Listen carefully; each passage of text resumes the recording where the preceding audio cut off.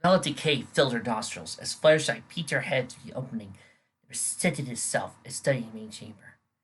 However, even with her excellent vision, she couldn't see beyond some pillars. She could just make out in the darkness. As she walked in, she felt her heart pounding. Breathing was quick, her ears peered up to the heights, and her head was low. She felt the sound ground suddenly turn metallic on one hoof. Then it seemed to sink into the ground. On hearing a sudden groan of metal behind her, she turned her head around to notice the door was closing by itself. She rushed over to try to force it open, but it was too big. And with a sound was like a crack of thunder, the door slammed shut. Fluttershy tried pushing the door open, but it was no use. While outside, she gave up and slipped to the ground, panting wearily.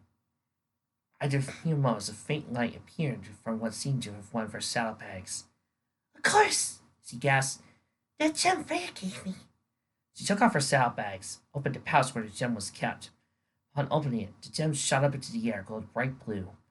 The gem seemed to pulsate every few seconds, renewing the light that now lit up the chamber as the torches lined the walls. Grinning, Fluttershy placed the saddlebags on her back and looked around the entire entrance chamber. In the four corners of the room were statues of what seemed to be horse heads, helmeted and snarling, ears pinned back on their heads and their eyes narrow and menacing. The center of the chamber were four pillars, each holding a roof up, and each decorated with ancient symbols Fluttershy could not identify. She looked up to notice the gem floating above her was following her, and she smiled, glad to be able to have light as she traveled through the place. She proceeded to look in front of her and cursed silently. Three open doors, each right next to each other, and each leading in different directions, were all that stood in her way to Firewing. The left door seemed to go up, the central one straight on, and the right one going down. She sat down and placed a hoof on her chin, pondering how to get through this. She knew she couldn't afford to make a mistake, or else she would get lost, or worse, fall into a trap that was most likely rigged up there and killed. After a while, she couldn't make up her mind on which way to go, so she decided to take the final option, one that has never failed her in anything yet. She covered her eyes with one hoof, and with another hoof, and began pointing at the three doors, with each hoof singing, "Eeny, meeny, miny, mo, it's a tiger by the toe. If it hollers, let it go. Eeny, meeny, miny, mo."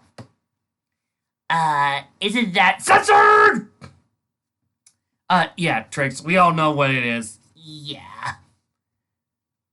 When the rhyme had finished, she opened her eyes and saw her hoof was pointing at the central door. "Well, here goes nothing." She gulped, sat down and padded at a slow but steady trot, the gem following closely behind her. The tunnel was narrow, with twists and sharp turns, and in all honesty, it made Fluttershy feel a bit claustrophobic. Soon clear to the Pegasus that she went the right way. No traps coming out of the walls, no evil creatures that would pounce and eat her livers, nothing. She grinned to herself. "Always works." In the end of the tunnel, she soon found herself in a bigger chamber, much bigger than the opening one, and longer. Facing her, standing in a row several meters apart, were pillars the size much like the ones from the first chamber. Except, when Fluttershy examined the first one closely, she saw carvings instead of symbols. What they showed Fluttershy made her jaw drop in horror. The carvings depicted a great battle, not just of horses, but minotaurs, ponies, griffins, hippogriffs, chimeras, zebras, creatures that had the body of a horse, but the head and the chest of a bull. All these creatures, and more that the Pegasus didn't recognize, were fighting each other in a whirlwind of a melee. Curious and wanting to know more, she spread her wings and hovered off the ground, seeing what was beyond it, and upon seeing what was above them, made her blood run cold. Dragons, about 5 of them, sitting on the highest mountains of the world, looking down on the scenes below, and weeping? Well, it's not the Chroma Enclave. Maybe it's a group of 5 metallic dragons. What would you call that, anyway? The Metallic Conclave? Not alliterative. The Metallic Meeting?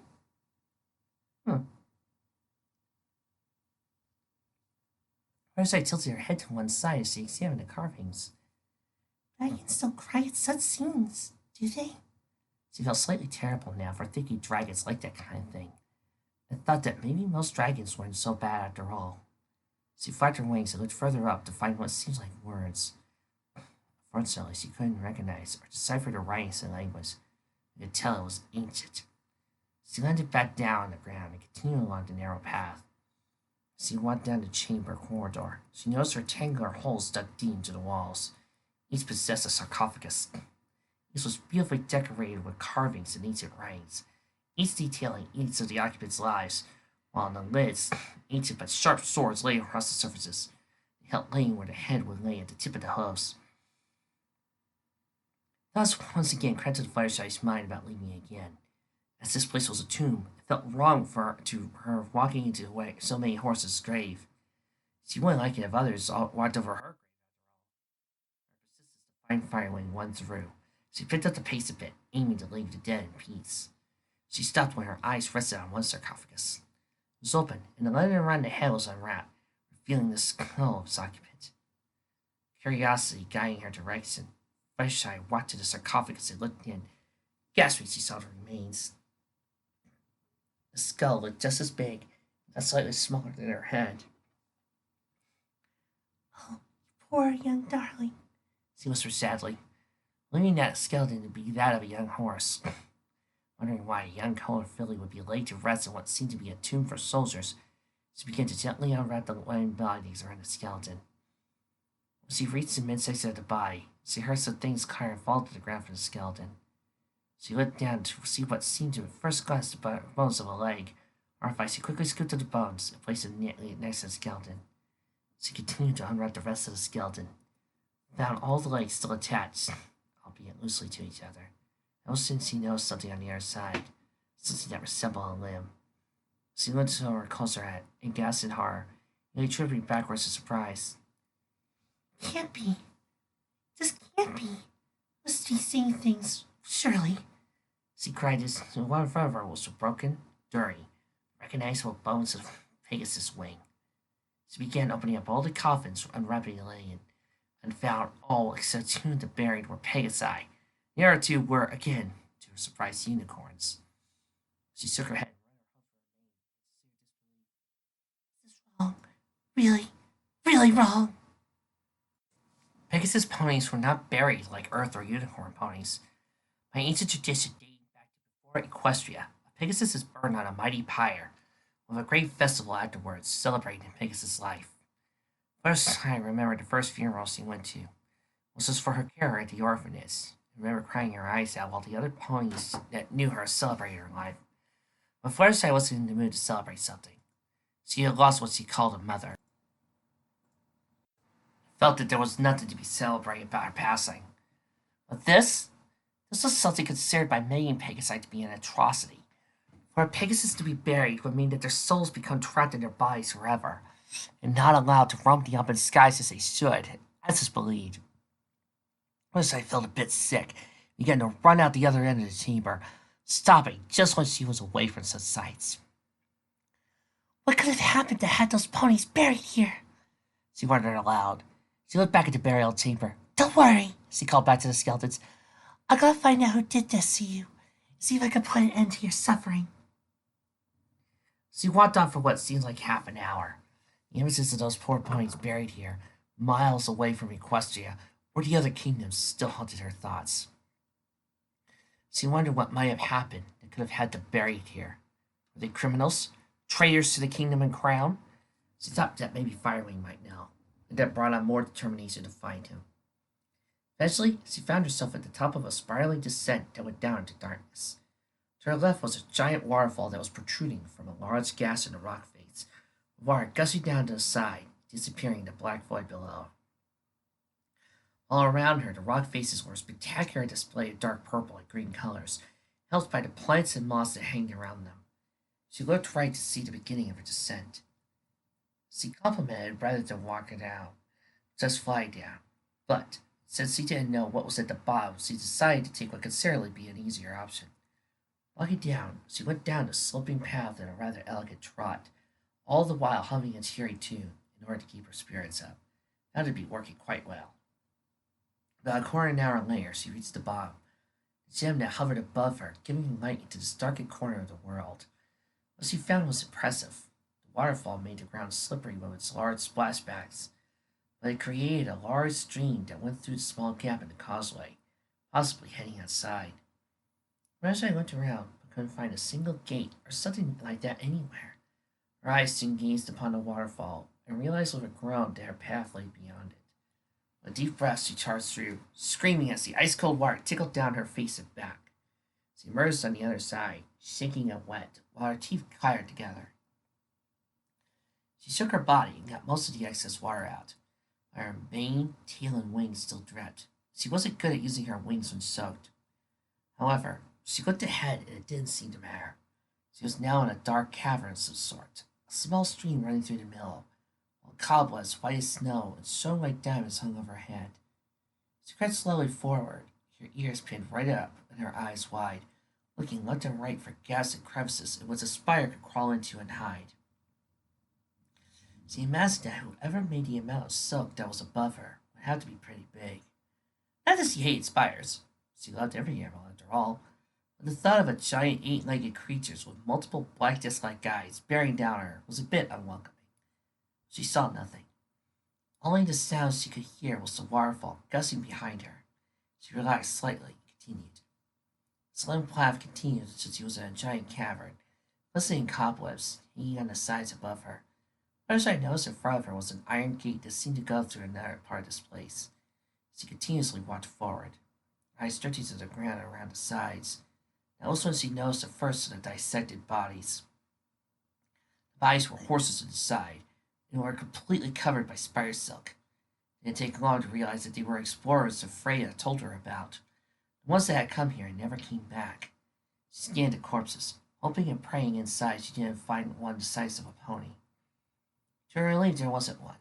That was when it hit her. If Firewing was here, she realized, then surely the gate would have been open, and he would be beyond. She quickly came to the conclusion he wasn't here. It was all a complete waste of time. She lost him. She collapsed on her backside and for tears to cry by biting her lip and closing her eyes. She began to think about what to do next. She could head home, back to Ponyville, only to probably be shunned by her friends and would probably be left forever alone. Wander the world aimlessly until the day she died.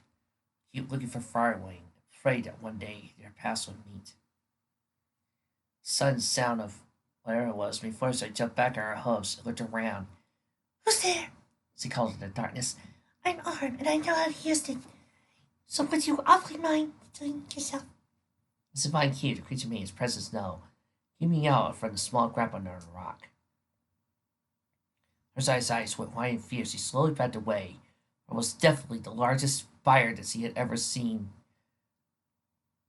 Hey, isn't that the spider from Lord of the Rings? Whatever her name was. "My name is Shieldbug, you idiot!" "Oh yeah. Some fan you are." The creature was bigger than a horse, but larger than a bear, smaller than a bear. 8 hairy legs with fur as dark as night twists and spread itself out as it touched down. Around 5 or 6 black, disc-like eyes stared down at her. They seemed to carve into her soul. 2 large fangs twisted and drooled of venom. On the spider's abdomen, there was a long stripe, red as blood, that twisted across the back. Now it seemed interesting on having Fluttershy for his next meal. Pegasus took a few steps back, but every time Fluttershy made a step backwards, the spider came 2 steps closer. Fluttershy soon found herself cornered, but looked around quickly for a lever or something to open the gate with. When she saw there wasn't one, she faced the spider, now towering above her, and it gave her the ultimate weapon, the stare. The power of her stare seemed to any pony and seen it, greater than the power of the sun, and even more terrifying than those caught in the stare. The creature reeled back in an attempt to look away, but couldn't help but stare into those wide, cyan eyes that seemed at this moment less welcoming than a wild hypocrite's beak and claws. Fluttershy walked slowly forward, never once losing eye contact with the spire, never loosening her gaze. The spire started to go backwards, and Fluttershy hoped that she could get out of the way long enough for her to get through that narrow path and back the way she came. Her plan was going well, for she managed to force the spire to turn and move slightly out of the way. But in fact she was looking in the spire's eyes and not in front of her, she didn't notice the dissected body of a horse lying in her path. With a cry, she tripped over it and landed on her face. The spider shook it out of his trance and made a move to pin her down with his front legs. Quickly, she rolled out of the way and reluctantly lifted her sword legs. The Blade striding down quickly in Fluttershy's urgency. Spire tried to pin her down with his legs again so he could bury its fangs into her. Fluttershy swung her sword leg and the creature backed off for a moment, unharmed by its sword swing. The Spire suddenly lunged at Fluttershy, attempting to dig into the fangs. His move was so quick that Fluttershy barely had time to get out of the way. She hopped away, but still felt a tear into her skin as she felt a fang hit her flank. She moved out of the way and inspected her right flank. A small gash just above her cutie mark was with a little bit of blood dripped out of it. She went towards the spire, was seated to relax and looked at Fluttershy with those hungry, merciless eyes. Fluttershy began to feel dizzy and her vision started to blur.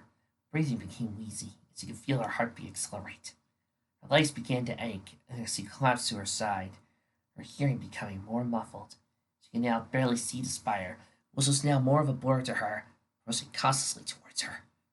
As she closed her eyes, she could feel her breathing beginning to soften. She realized it wouldn't be much longer before the venom would kill her. The spire would have its meal. So this is how it ends, she mused. She suddenly felt herself being lifted upright. For a second, it's that the Valkyries had come to guide her spirit to the skies. That's when she felt a horrible, tasting liquid trembling down her throat. In an instant, she began to hear things again. Opened her eyes to find her vision returning. Felt her wings and legs and tail again. She gave each a little wiggle to be sure. Come on, up you get. Breathe deeply. A deep voice came to her ears. First I complied and inhaled a huge amount of air. She waved a huff to her face to see her vision fully return. She looked up and saw with sad eyes the spire dead, legs splayed out in his eyes with a large cut. Rest easy. The voice seemingly coming from her left said, I know the stuff I give you is rainbow juice, but it's better for you than not, and save your life. First I looked to her left and saw what made her eyes go wide in disbelief. A pony, a Pegasus with a large orange coat and a long black mane dangled down to his shoulders, a flock of hair over one eye, a really short beard on his muzzle, dark green eyes made Fluttershy uncomfortable, just like what Frey had said about them. While a torch holder was resting in a pouch on his side, a bracelet that looked like a sword bracelet was on his right leg. Fluttershy knew exactly who this pony was, jumping up and down for joy inside because of it. He noticed her staring at him and looked in behind him in case of another spire. He looked back at her with his head tilted to the side. Are you all right? Fluttershy shook herself out of her daze and faced the stranger with a smile of gratitude. I think so. I'm better now, thanks to you. The new Pegasus nodded. I'm going to need to look at your flank. For the wound, I mean, if that's okay. With a light blast, Fluttershy nodded and shifted her body around, showing the wound on her flank. The pony stared at it grimly for a bit, turned his head into his bag, slipped on the ground and opened. He brought out a small glass bottle, each holding the bottle uneasily in his nose, pulled the cork with his teeth. Trust me, Fluttershy, he isn't your type. Picking up the bottle in his mouth, he tried some of the elixir into the wound. Fluttershy visibly winced as it began to sting. Sorry about that. I've had to do that myself once. It stirs hates though. Anyway, doesn't kill any excess poison, prevent any serious infections. The pony explained with a friendly smile. The drink I gave you could clear out the poison in no time. It should be back on your hooves. Fluttershy smiled and got back on her hooves. They still ached, and they shook as she tried to stay up, but felt her hind legs give way as she collapsed. Stunning caught her quickly and falling in her face. The best thing to do is to stay where you are. Don't move until the aching's gone. He warned. Fluttershy nodded and sat back down again, facing down at first. Under her head to look at the other Pegasus, who now had a small frown on his face. Oh, isn't that just like you, Mr. Shipper? What? Every time Fluttershy shows such a little bit of an interest in an OC, you get a little miffed. Maybe you're right. I mean, I honestly have no reason to believe that this guy's gonna be a bad romance for her. So if she starts blushing and enjoying his company more, why not? Exactly. Fluttershy nodded and sat back down again, facing the ground at first. Lifted her head to look at the other Pegasus, who now had a small frown on his face. Now tell me, what would drive a young man such as yourself down in what is now one of the most dangerous places in the world? He asked. Well, it's you actually, she answered. You are Firewing, aren't you? Firewing blinked. Well, yes, I am. But how do you know my name? Princess Celestia told me about you, as he said. Wait. Firewing cut off. You know the princess. Fluttershy nodded. She still remembers me, even after I've been gone for 5 months. Yeah, Fluttershy nodded. She's quite worried about you. In fact, she personally told me to come back and seek you out. Firewing tilted his head and gave her a look of confusion. Me? Why me? The princess might tell you something that she doesn't. Firewing laughed. The princess not knowing something. Oh, that's new. Took Fluttershy scowling to stop him laughing. Okay, seriously. Why did you come all this way to seek me out? Surely it can't be that serious. Oh, yes, to me anyway, since it concerns me. Fluttershy said. Firewing looked her all over. Apart from the wound on her flank, a large bruise on her head, partially hidden by her long mane, and some minor underdeveloped feathers that would hinder her flight. She seemed fine. But then again, she managed to survive a redback horsegun spider venom for longer than usual. So maybe it's something else entirely. He wondered. He breathed. Okay. He rose back to his hooves. Tell you what, you go and head back to the main entrance. And once I'm done here, I'll come and examine you to see what's wrong. Fluttershy shook her head. I'm coming with you. Firewing's eyes widened. Well, there, young Pegasus. I don't think it's such a good idea. It could be dangerous down there, and I don't want anyone with me in case they get hurt. Fluttershy shook her head, and her gaze on him was persistent. Maybe it's dangerous for you as well. Maybe I could help you in some way. Firewing scrunched up his face as he gave her some thought. Fine. He caved in. But only if you do everything I say. If I say run, you run. Got it? Quick nod, but the other Pegasus confirmed it. Okay. How's the aching? Fluttershy tried pressing down one leg. Only when she felt confident enough did she try standing on all fours. It found them all to be fine. I'm ready, She said, with unseen confidence bristling in her voice. Firewing smiled, and without a word, walked up to the gate lane. He examined it and looked for any signs of being a lever when attached to the door. Fluttershy walked up and stood at his side. When I saw the gate shut, Fluttershy said, I realized you haven't been here yet. So you don't mind me asking, where were you? without turning his eyes away from the gate, he explained. Well, I've been looking for this place for ages, believing it to be the mountainsides, like most of the ones I've been into. I waded my way through the entire mountain range to look for this. I felt like giving up until I saw you heading into that gap back there. So I followed you, and now here we both are. He turned around and faced the Pegasus with questioning eyes. How did you know where it was anyway? Fluttershy's head hung low as she rubbed the leg with her hoof. Oh, well, I saw it on this rock that seemed to be created by someone. I figured it looked like an arrow. Firewing's jaw dropped, and he faced himself. Darn it, he growled. The number one rule when building things in mountains. You want to bury something in the middle of nowhere and out of sight. You want to remember where to put it, and I completely forget it. Fluttershy gave him a small smile and put a comforting hand on her shoulder. Oh, don't feel bad. We're ponies. We forget stuff all the time. I know I do so many times. Besides, you're here now. There's no point in scolding yourself. Firewing looked over to the pale Pegasus for a moment and smiled, then turned back to the main gate. He looked all over the gate, from the top to the sides, until finally he found it. His face lit up as he walked over to where some dark green moss was hanging. He ripped it off the cave wall and found a small ring attached to a chain that went into the wall. Firewing grinned, and gritting the chain in his teeth, pulled it down. Lucky Pegasus gave way with a gate. With a groan, lifted up and through the wall and out of sight.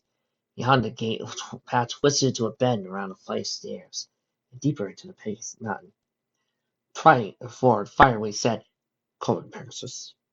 He turned his head around to see the yellow mare looking at the dead spider with sad eyes. Was there another way, She asked. rather than killing it? Firewing frowned. I'm sorry, but it was it or you. And fortunately for you, it was it. Besides, it wanted to kill you. Can't help that, She carried. it is a spider after all. Firewing nodded in understanding. Well, You better move on, Pegasus. He turned around the corner now sight. Fluttershy, upon noticing he was gone, broke into a canter to catch up with him. My name's Fluttershy, She muttered. Whether or not he heard it, she couldn't tell. A few minutes after opening the gate, the two Pegasi found themselves walking through a narrow passage and having to walk in a single file, until it opened to a long, wide tunnel. Each of the walls was decorated with carvings, while writings and runes followed above it like a tapestry. Fluttershy and Firewing went slower so they could look at the carvings more closely. Fluttershy looking at the left side, while Firewing looked on the right. Fascinating. Firewing muttered. He's supposed to take back to the time of the Great War.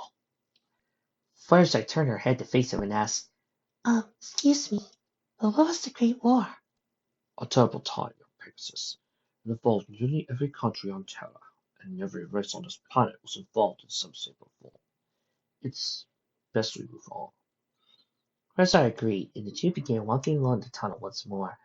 The young Pegasus couldn't keep her eyes off the carvings. The carvings were split into frames, and each frame told a different part of the story of what the wall was telling. Ranging from political issues in great kingdoms to large and terrifying battles, each one made Fluttershy feel a mixture of awe and fascination. One carving in particular, however, made Fluttershy freeze, her eyes growing wide in fear. She looked to where Firewing saw. He was occupied with studying another section of the wall. She walked over to get a closer look, and the carving recognized the centerpiece was a carving. A dragon, facing the earth with its wings spanning the entire length of the wall. His eyes carved out to make it look like they were burning. What drew Fluttershy's attention, however, was below the monster. Creatures that the Pegasus didn't recognize were carved out to make it look like there were large groups of them. It seemed like most of the attention was given to the faces. They were a mix of pure terror and agony. To the left of the dragon, one of the groups seemed to be begging for mercy, while on its right, another group was a mass of flame and ashes. All of it scared Fluttershy, not because it was pictured in front of her, but because she recognized the dragon in front of her. It was the same one that herself, Twilight, and Princess Celestia saw when they came to her nightmare. Did this really happen? She thought. Could it happen again? First, I took her gaze off the wall and noticed Firewing wasn't there. She galloped down the corridor, soon catching up with him. Where did she go? He asked. Oh, this tells something interesting. An interesting history, huh? First, I nodded. Oh, yes. Always been since I was a filly. I just like to know the mistakes we ponies have made in the past so I don't make them again. Again, Fluttershy, trust me, he isn't your type.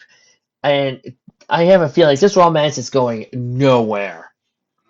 Tracy keeps pointing out you are just so stuck up. Yeah, I know. Firewing grinned. This is quite philosophical, Pegasus, but very true at the same time. It's always best we learn from our past mistakes. He took a look before him to find the two of them made it to the end of the corridor and were now top of the large chamber. Large enough so Firewing's torch couldn't light it all up. The gem that hovered over Fluttershy, however, now moved to the center of the room. It seemed to explode in a bright light that lit up the whole chamber as if the sun itself was there. The two ponies' eyes went wide with wonder. Magnificent, isn't it? Firewing commented. Fluttershy could only nod to agree. The chamber was pentagon in shape, with 4 pillars holding up the roof, placed in square shape around the chamber.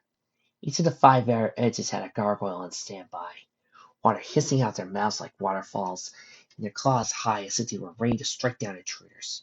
While in the center of the room were rows and rows of bookshelves, each filled with books that were surprisingly seen to be in good condition. This must be the fortress archives, Firewing said, voice not hiding interest. Fluttershy looked at the other Pegasus. This is a fortress. As in military fortress? Firewing nodded. It was probably used as a base for a faction during the Great War, and once it was ended, it was abandoned. Firewing began to walk down the steps into the archives. Stay close to me. He ordered. Firewing nodded, and with a small salute, followed the other Pegasus down to the steps of the large archives. They spread their wings and took to the air, glad for once that the large space between the ground and the air. So, Fluttershy began. does that explain your Pegasus ponies better down here? Firewing stopped to look up to face the flying Pegasus. You went through the central door. Flashlight nodded.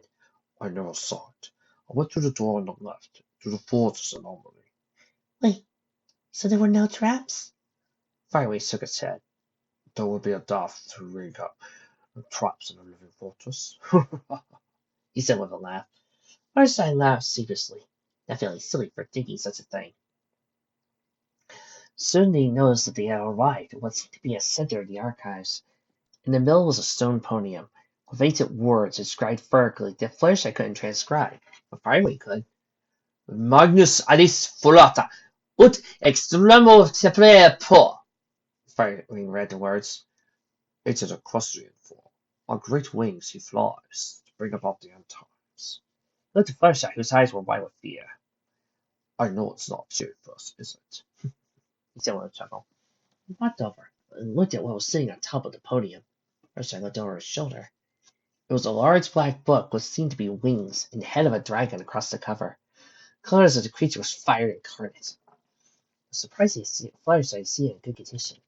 No damage to the cover, and no sign of pages were missing or burnt, ruined by the dampness of the room. Firewing used his muscle to open up the book. To Firesight's surprise, the book opened up only halfway. What was in the middle explained why. A small circular object with a golden trim and black surface. A small symbol that looked exactly like the one on the cover. With a light golden hue that seemed to radiate from it. Something made from magic. Above where the object lay, a single line of writing. A piece of writing Flashlight recognized. Flashlight gently pushed Firewing out of the way and got a closer look. Even though she had never seen the language she knew now written to be right before, she could understand it. To be used when the great threat returns. The rain of fire is close at hand. Flashlight translated. Wide-eyed, she turned to Firewing. Which chuckle was she to us all? What does it mean, to be used when the great threat returns? Firewing didn't answer. Instead, he stared at the Pegasus in front of him with wide eyes. Flashlight began to feel uncomfortable and backed away from the podium. Flashlight said, face hiding behind the rain. Was it something she said? Firewing broke out his gaze and picked up the book out of his mouth and placed it in his saddlebag. Turns out, two to go. He muttered. He turned to Flashlight. Come on, let's get out of here. Flashlight nodded meekly, followed behind Firewing, thinking that she had upset him in some way. When they made it outside, the air was cold and a chill wind blew, making Flashlight's feathers and coat stand on edge. The sky was a starless one, as the clouds filled the sky with their presence, so it made it hard to know what time it was, and when the dawn would break. Firewing hadn't said a single word to her as they made it out, but he did stop when Fluttershy asked him so he could close the sarcophagus lids in the tomb, as he had left them open in a rush to get away. He smiled at that one time, but quickly faded when he set off back to the fortress again. I'm sorry, Fluttershy mumbled as he walked through the gap in the mountain. Whenever I said it, I didn't mean to cause offense. When they made it through the gap and back near the rock, Firewing turned around to face the other Pegasus and said, You have nothing to worry about, young Pegasus. I was surprised by your knowledge of such language. No pony other than myself and you these days harbors such a gift. First I felt relieved, but couldn't help but wonder one thing. So, what was that thing? She asked, pointing at the book that hung from her saddlebag. It doesn't matter at the moment. Firewing answered, It does as you know. Walked closer to the now trembling Pegasus, gazing into her eyes.